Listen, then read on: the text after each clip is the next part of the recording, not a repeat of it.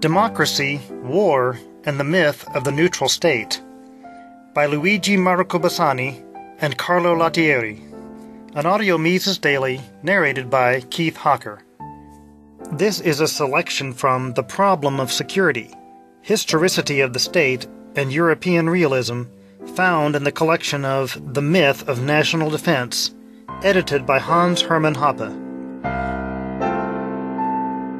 The constitutionalist claim to justify the state's monopoly of violence has been challenged directly by the radical libertarian tradition, Molinari, and by individualist anarchists such as Lysander Spooner.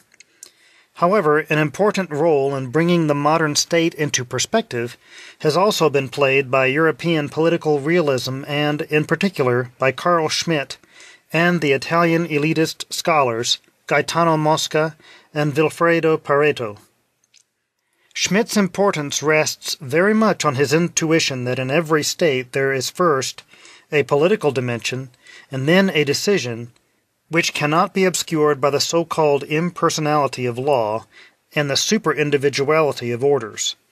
Beyond the apparent abstraction of the state, as described by Hans Kelsen and other positivists, Schmitt uncovered choices, interests, and, in short, people that impose their will on others. The constitutional thought of classical and contemporary liberalism has constantly tried to neutralize politics, but it has failed. In Schmitt's opinion, the real sovereign is the political group that has the final decision about the critical situation in the state of emergency. The locus of sovereignty thus becomes the political entity, which in our time is the state, and the decision on the state of emergency is the ultimate test of sovereignty. Legal positivism tried hard to refute the importance of this notion, but critical decision-making is paramount in the development of human relations. Therefore, the liberal neutralization of politics sought by classical constitutionalism is simply impossible. When the state, every state, is recognized as a structure of decisions and an instrument of domination wielded by some rulers, political modernity displays itself with no clothes, and one can understand the illegitimacy, as well the irrationality, of the monopoly of protection. There is nothing neutral or innocent in the power of a group of men that Italian elitists called the ruling class. Hobbes was wrong as a philosopher when he asserted that law comes from authority. However, we can agree with political scientists using Hobbesian theory that state decisions are the result of conflicts of interests and opposing views.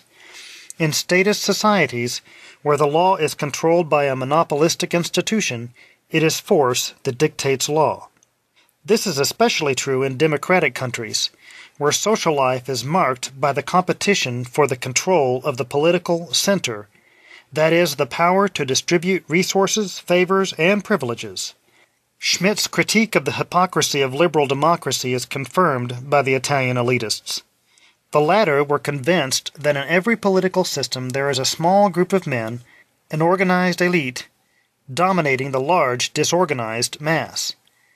As Pareto noted, the corruption of the parliamentary system meant that the interests of the majority were seconded to the interests and passions of a small and highly organized group. These were ready to use any means to extend their influence and dominate the country. For this reason, democracy exists only as a political ideology devoted to protecting and legitimating the power of a minority capable of taking advantage of its higher organization. Bruno Leoni adopted political realism and the lessons of the Italian elitists in his critique of majoritarian democracy. In his opinion, eliminating all group decisions taken by aggressive coalitions would mean terminating once and for all the sort of legal warfare that sets group against group in contemporary society because of the perpetual attempt of their respective members to constrain, to their own benefit, other members of the community to accept misproductive actions and treatment. In juridical and political philosophy, The hypothesis of a neutral state is often supported by the suggestion that this political institution is eternal.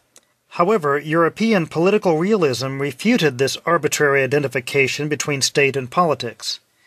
Social orientations generally support contemporary democracy, defining all forms of juridical organization as part of the all-encompassing category, state. A major contribution of Schmitt, as we noted, is his placing the state in historical context, that is, modernity. For all these reasons, European realism has contributed to uncovering the fabrications of constitutionalism, the conceptual frauds of democracy, and the fallacious idea that state is an institutional reality as old as mankind. To be sure, Schmitt was the most theoretically sound expounder of the crisis of the state, but he did not identify a solution. Another protagonist of European realism, the Lombard scholar Gianfranco Miglio, tried to go beyond Schmitt. In some of his works, he has explained the crisis of the Soviet state model. This was the downfall of the modern political system that showed the greatest confidence in the rationality of orders imposed with violence. Given that the Soviet Union has broken up, Miglio asserted, the other state systems, especially the ones governed by democratic parliaments, would suffer growing criticism and dissent and might also collapse in the near future. The state is declining also because of its internal contradictions. In its attempt to appear as a non-aggressive provider of individual rights, the state has created a deceitful contractualism which is continually sapping its existence. From a theoretical point of view, as Miglio observed, the modern state is a construction entirely based on the contract. It has extended into the non-political area of private life. Therefore, the state is historically a complex of services and provisions, a gigantic entity of contractual relationships.